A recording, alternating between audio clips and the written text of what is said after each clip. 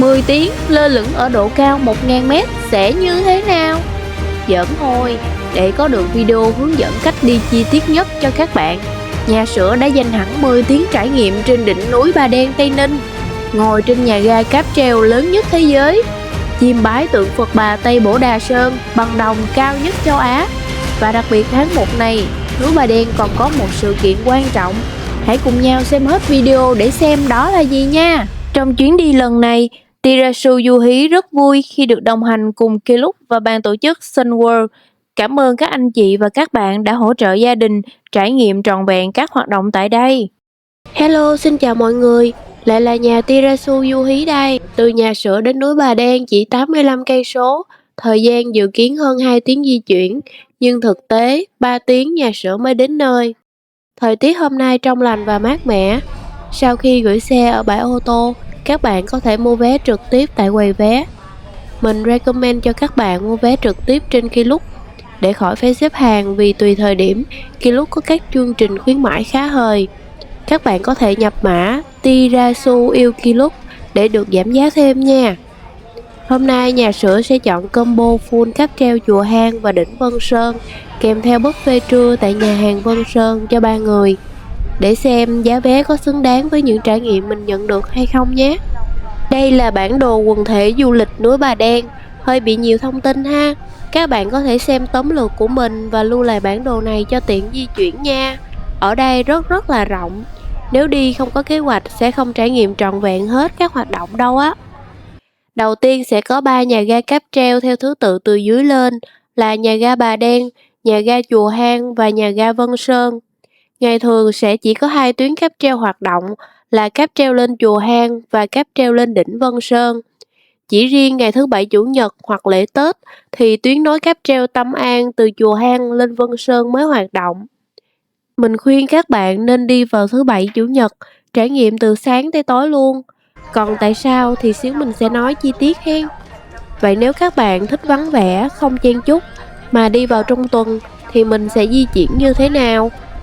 Đầu tiên mình sẽ lên Chùa Hang viếng bà, sau đó trượt máng trượt xuống. Ở đó có xe buggy đưa mình quay lại nhà ga Bà Đen và tiếp tục đi cáp treo lên đỉnh Vân Sơn để ở trên đó tới tối. Ở gần cửa ra vào các bạn có thể mua hoa sen để cúng bà, chứ lên đó rồi khó mua lắm à nha. Giá được niêm yết là 50.000 một bó. Trong lúc chờ đoàn thì nhà sữa khám phá khu vườn hoa trước cổng nha. Quá trời chỗ chụp hình check-in luôn đó.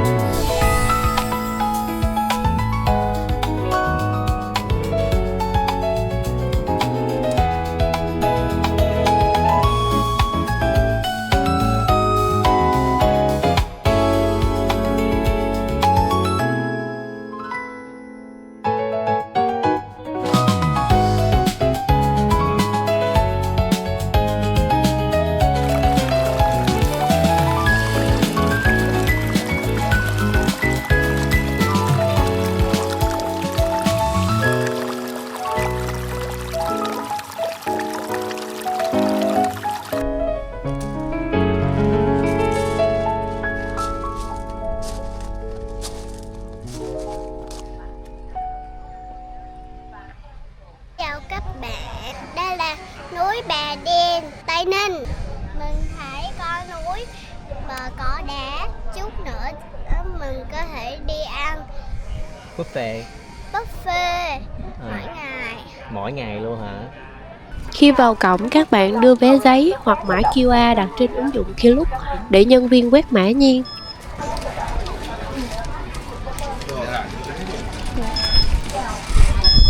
Đi thẳng vào bên trong là nhà ga Bà Đen rồi.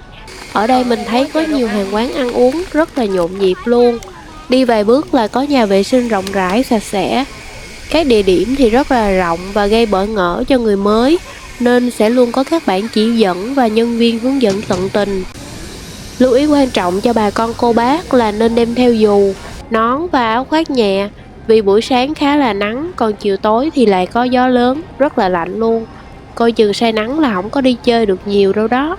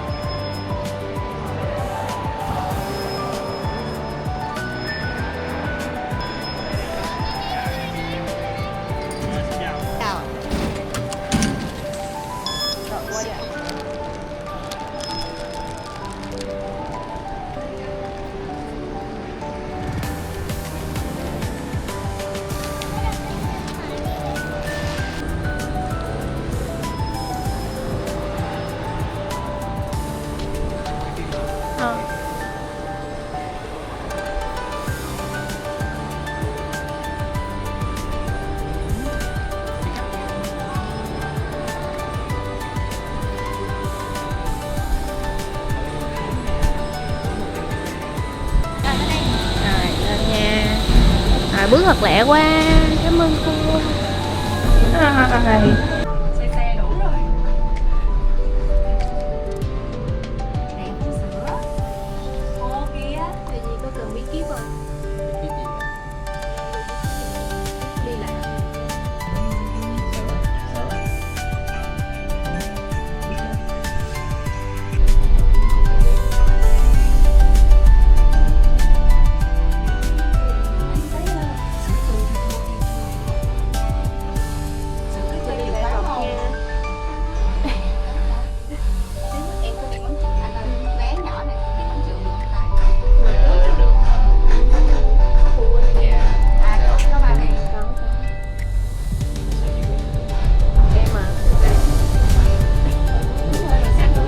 Tới nhà ga Chùa Hang rồi, nhà Sữa sẽ di chuyển ra bên ngoài để tham quan nha.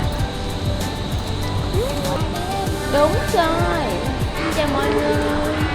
Chùa Hang vốn là một hang đá cách thung lũng suối vàng, nằm trong khu vực Ma Thiên Lãnh, nơi giao giữa núi Bà Đen, núi Heo và núi Phụng. Tên gọi chùa Hang hiện nay bắt nguồn từ sự tích ông đá nứt hai trên núi Điện Bà, được lưu truyền trên khắp Tây Ninh. Sự tích kể rằng ngày xưa, đường đi lên núi Điện Bà rất hiểm trở. Khách hành hương đến chùa Hang phải đi vòng qua một ông đá to chặn lấp giữa cửa.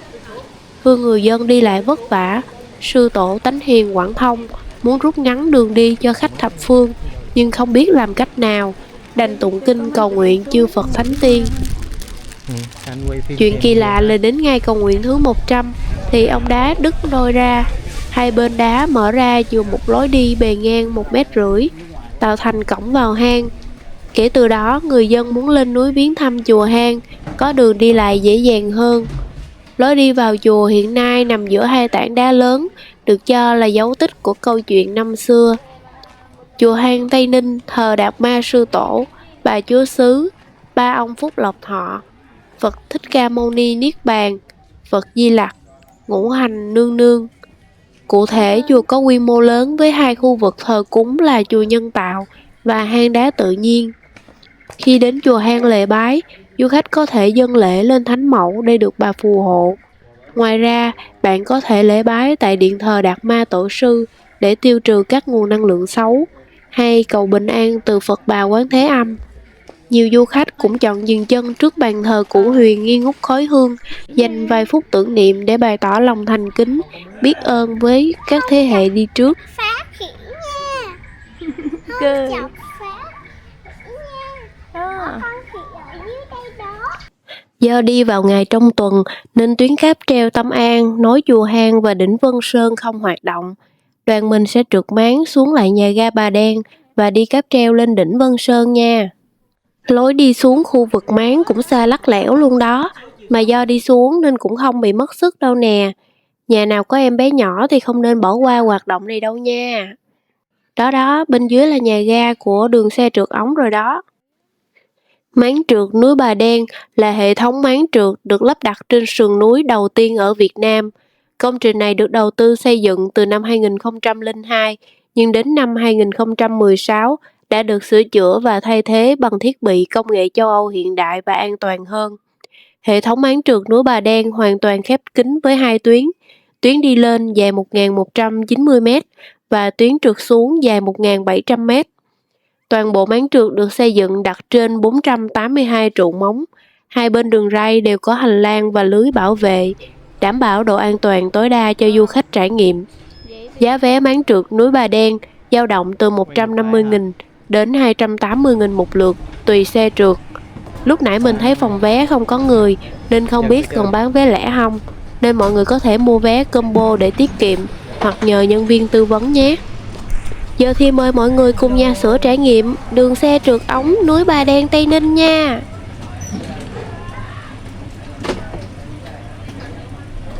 Sữa ơi. Sữa không?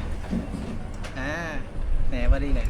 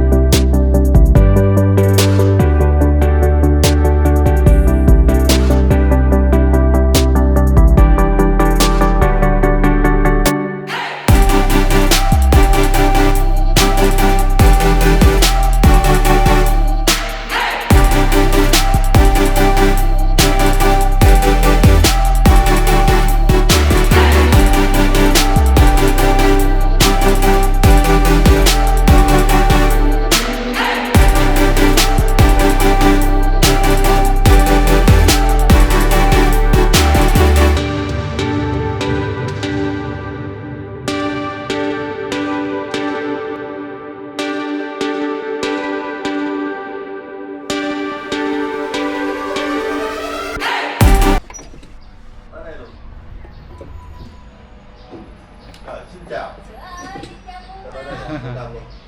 Tới sát đó luôn à? Đúng rồi, vô tới trong này luôn. Con mấy con khỉ.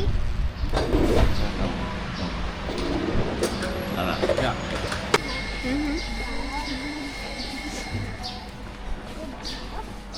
Con đi theo bạn đi.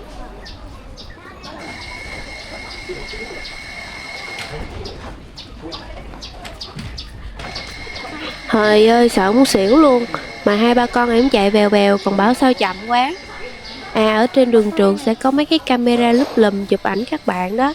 Sau khi xuống xe trượt, các bạn sẽ thấy chỗ lấy hình của mình ở đây nha.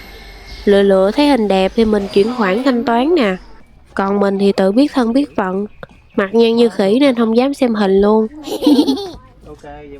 Đi ra ngoài sẽ có trạm xe buggy đón các bạn quay trở lại nhà ga Bà Đen để đi cáp treo lên đỉnh Vân Sơn nha. Cũng là các nhà ga hồi đầu mình vào á, nhưng mà lần này là tuyến cáp treo dài hơn, cao hơn, như gió đung đưa trên cành lá. Mấy bạn nào có vé full combo như mình thì cứ lấy vé ra quẹt mã QR rồi đi thôi. Muốn chơi gì chơi, muốn làm gì làm. À, nhưng mấy bạn có thấy là có hai cửa vào khác nhau không? Hồi nãy mình đi lên chùa Hang là cửa bên phải, giờ đi lên đỉnh Vân Sơn là cửa bên trái nha. Nhớ để ý biển chỉ dẫn hoặc xác nhận lại với hướng dẫn viên. Chớ đi lên lại chùa Hang rồi lại phải trượt máng xuống lần 2 đó. Ê, mà ta nói ở đây nó sạch bông kim kít luôn á. Thùng rác thì nhiều, không khí mát mẻ.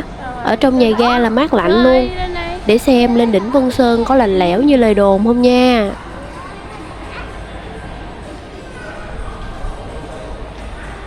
Núi Bà Đen, Tây Ninh.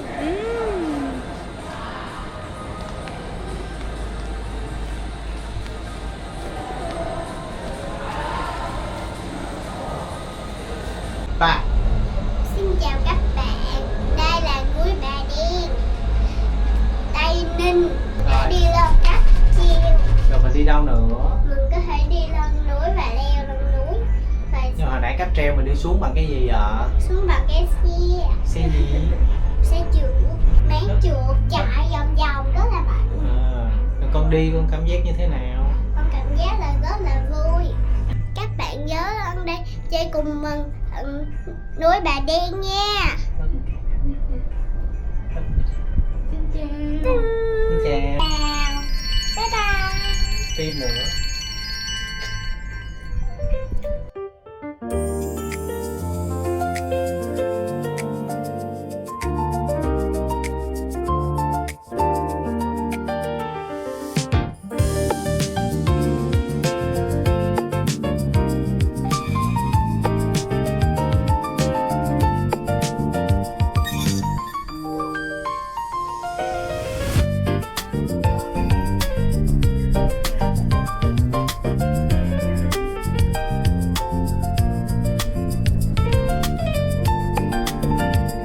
Núi Bà Đen.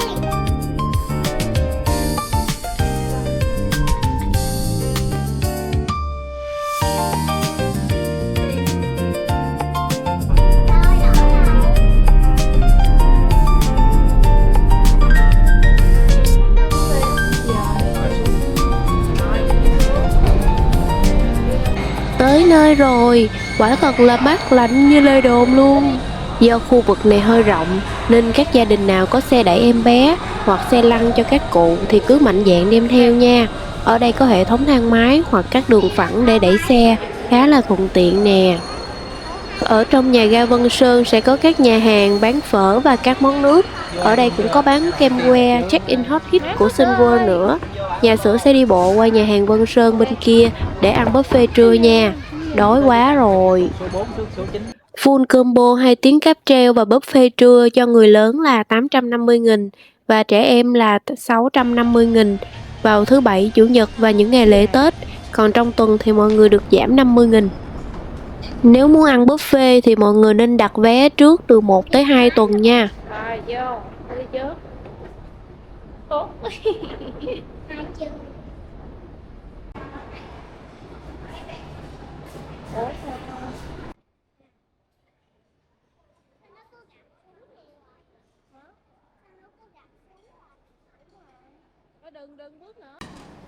Đồ ăn khá đa dạng và hầu hết là các món Việt nên rất dễ ăn nha. Có cả sushi nữa nè. Mình đặt vé khung giờ nào thì nên đến trong khung giờ đó để nhà hàng phục vụ chỉnh chu hơn nha mọi người.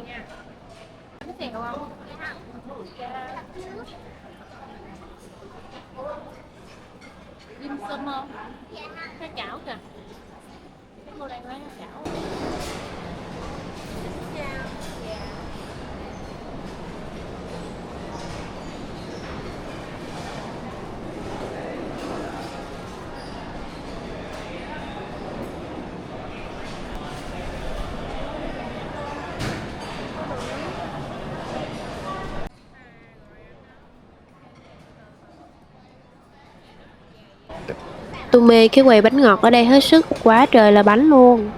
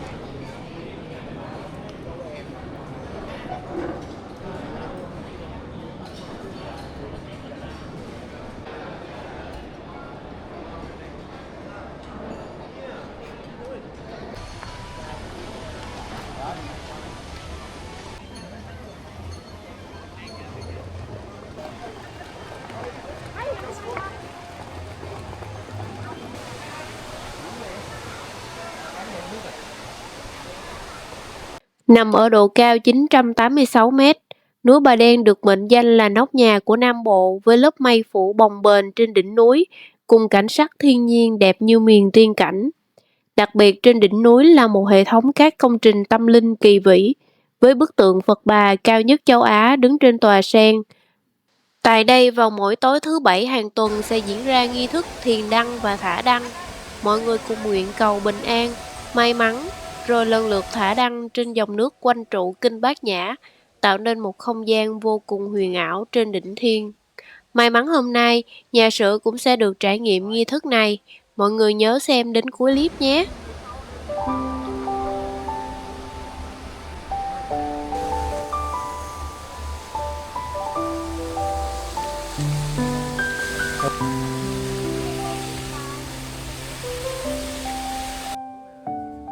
Ở trên đây khá mát mẻ và gió rất lớn nha mọi người. Nếu mà muốn ở tới tối thì mọi người nên đem áo khoác nha.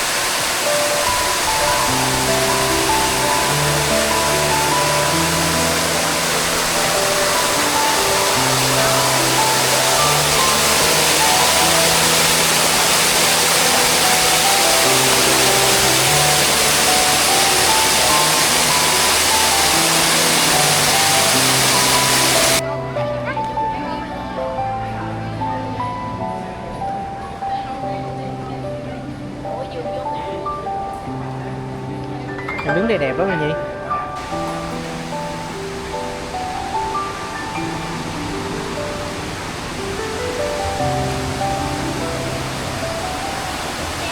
Dưới chân tượng Phật Bà Tây Bổ Đà Sơn, chúng ta di chuyển bằng thang cuốn xuống sâu hơn và khám phá các vị trí đặt cụm Bát Nhã Tâm Kinh tỏa sáng kỳ ảo trong lòng núi Bà. Toàn bộ 5 trụ kinh đều được chế tác từ đá granite đen kim sa với bề mặt khắc Tâm Kinh Bát Nhã bằng chữ Tây Tạng mạ vàng, nhắc nhở tinh thần bác ái của người tu đạo. Trụ kinh đặc biệt nhất có đường kính rộng 2 m và chiều cao lên đến 19,8 m, vươn thẳng lên quảng trường dưới chân tượng Phật.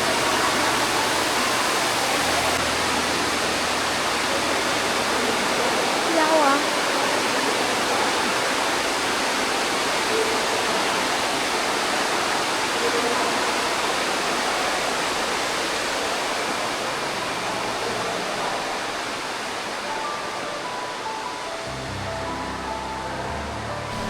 Mình đang xuống tượng Phật Di Lặc. Theo mình thì khoảng 4-5 giờ chiều mọi người hẳn xuống tượng Phật Di Lặc để xem nhạc nước nha. Và đi trong hầm thì có hệ thống thang máy, chứ đừng đi cầu thang bên ngoài như thế này, rất xa luôn.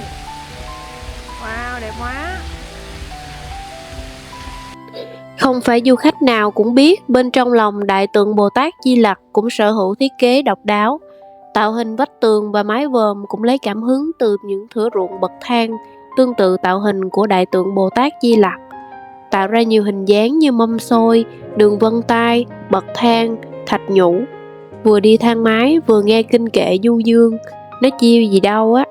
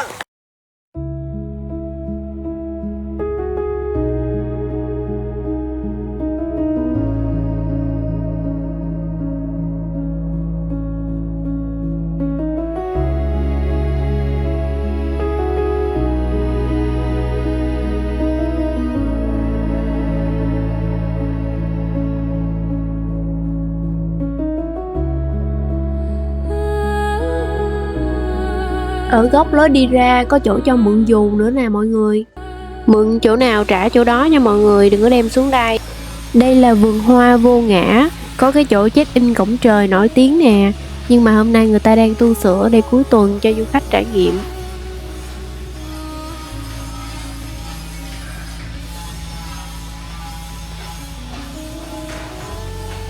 Ủa?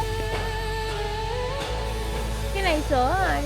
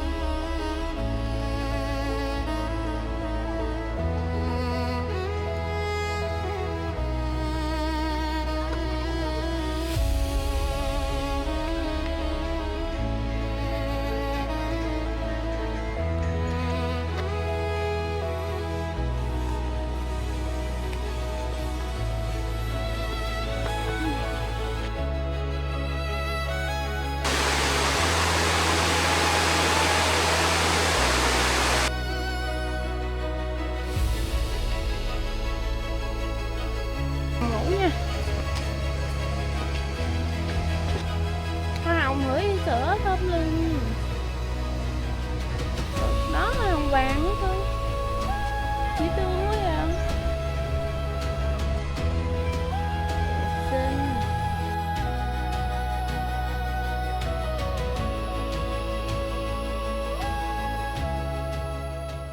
Gần gần đối diện nhà ga Vân Sơn là cà phê Chạm Mây. Ở đây mát mẻ, chill chill. Đi xuống nhà ga mua que kem rồi lên đây ăn. Nghỉ ngơi tới chiều là hợp lý vô cùng. Những ngày trong tuần hoặc không có sự kiện gì nổi bật thì quán cà phê có thể đóng cửa sớm, mọi người lưu ý nha.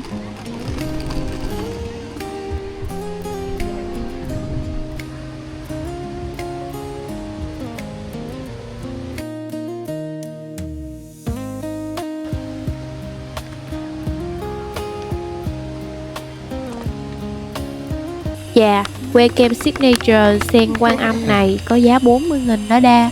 Quầy kem có bán khắp các địa điểm check-in, nhưng trong tuần thường sẽ đóng quầy sớm. Mọi người có thể mua tại nhà ga Vân Sơn nha. Đến đây mà không ăn kem thì tiếc lắm. Mặc dù vị của nó bình thường thôi, giống sữa dâu.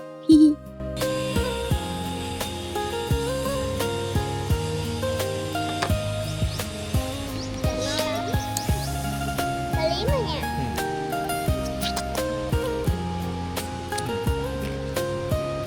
Khung cái này nó sẽ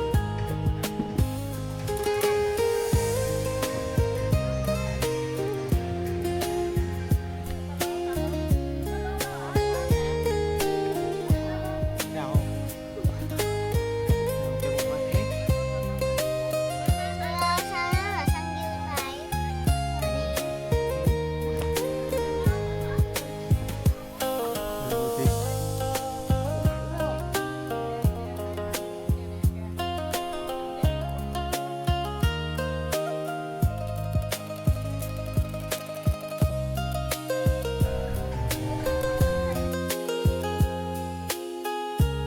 Định chụp hình ngay cột mốc check-in 986 mà 1 mét vuông 10 nàng thơ nên thôi đi lên. Đây đừng có chọc không khỉ. Ok, Đây chụp nó thôi.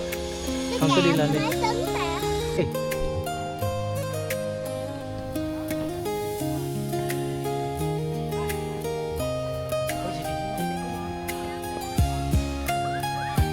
Gì đẹp quá vậy?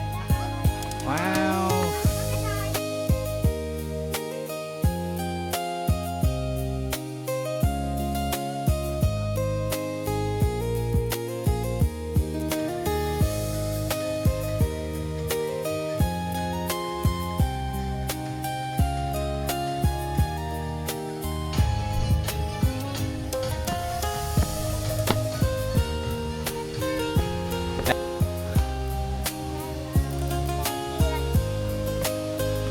Muốn leo lên nữa hả?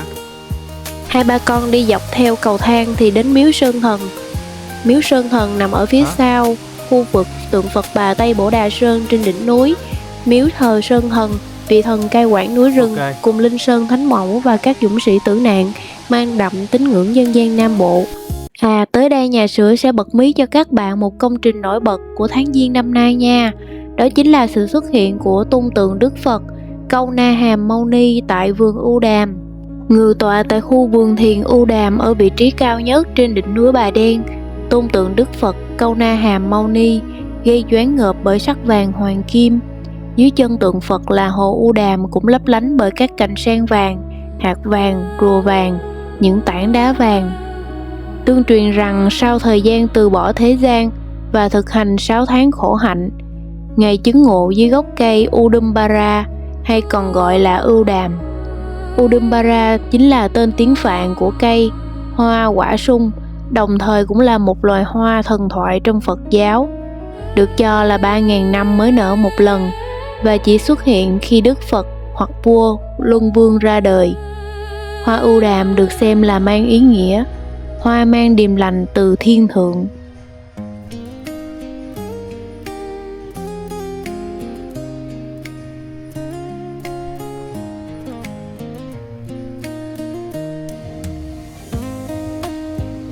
Ok.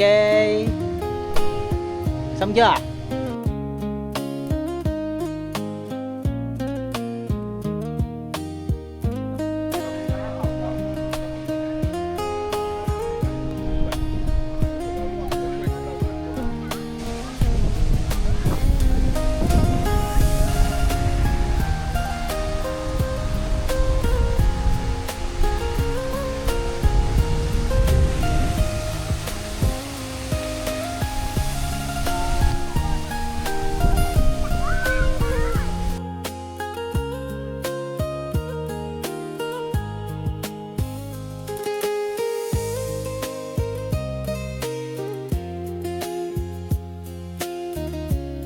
Bây giờ cũng đã sụp tối, quảng trường cũng đã lên đèn, gió thì càng ngày càng lớn. Nhà sữa chuẩn bị đến nhà hàng Son Kitchen để ăn tối. Nhà hàng nằm trong nhà ga Vân Sơn luôn, các bạn có thể ghé đây ăn trưa hoặc ăn tối đều được.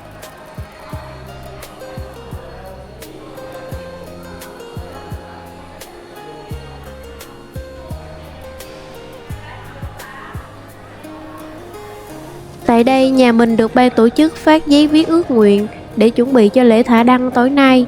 Nhìn em sữa 5 tuổi cũng nắn nót viết ước nguyện của mình, thấy yêu gì đâu á. Ước nguyện của em là cả gia đình, mẹ, ba, sữa sẽ đi du lịch nhiều nhiều hơn nữa.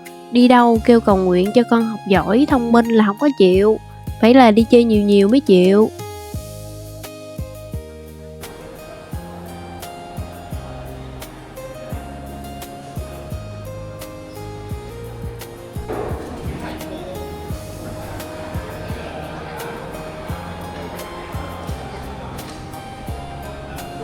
Tham dự chương trình ngày hôm nay và đã ngồi lại với Sunworld và em mong tìm cho đến thời điểm này. Và với Sunworld thì chiến dịch cùng với Creator cái lúc là một trong những chiến dịch rất lớn và là mang tính chiến lược cho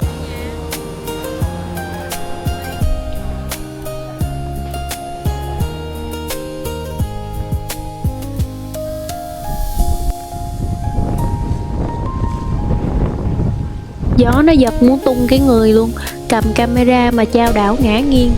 Cả nhà mình chạy từ nhà hàng qua quảng trường mà lạnh run hết.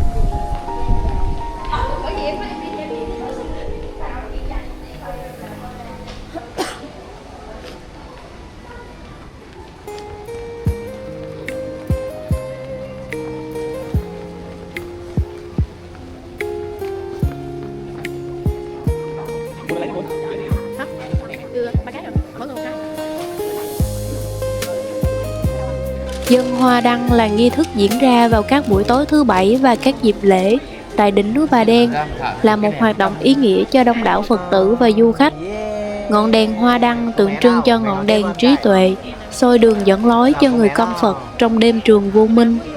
Tại núi Bà Đen, Phật tử và du khách sẽ tự tay ráp đèn đăng và viết lời cầu nguyện, thắp sáng các ngọn đăng và thả trên dòng nước quanh trụ kinh Bát Nhã dưới chân đại tượng Phật Bà Tây Bổ Đà Sơn. Sau mỗi đêm dâng đăng, các ngọn đèn đăng với lời nguyện ước sẽ được ban tổ chức làm lễ hóa nguyện, dâng lên chư Phật, chư Bồ Tát, ngưỡng mong những ước cầu sẽ thành hiện thực. Nó sẽ có một cái nó như vậy.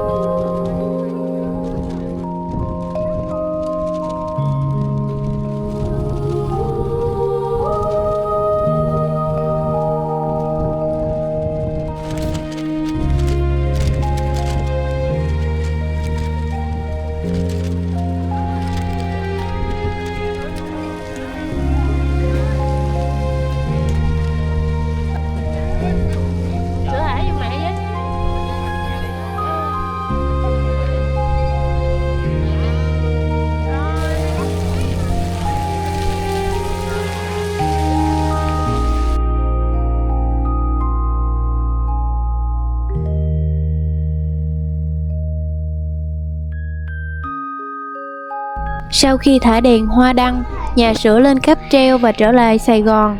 Quãng đường tuy không dài nhưng cũng mất gần 2 tiếng di chuyển. Em bé sữa vừa lên xe là ngủ ngon lành luôn. Núi Bà Đen, Tây Ninh. Đúng rồi, hôm nay mình đã đi chơi như thế nào? Hôm nay mình đã đi chơi một ngày trải nghiệm thật sự trọn vẹn và xứng đáng. Nếu có dịp, bạn hãy ghé núi Bà Đen nhé. Hành trình chữa lành tâm hồn này đôi khi không nên cân đo bằng giá tiền. Cảm ơn các bạn đã theo dõi Tirasu Du Hí đến hết video. Đừng quên bấm like, share và subscribe để không bỏ lỡ những video thú vị kế tiếp nha.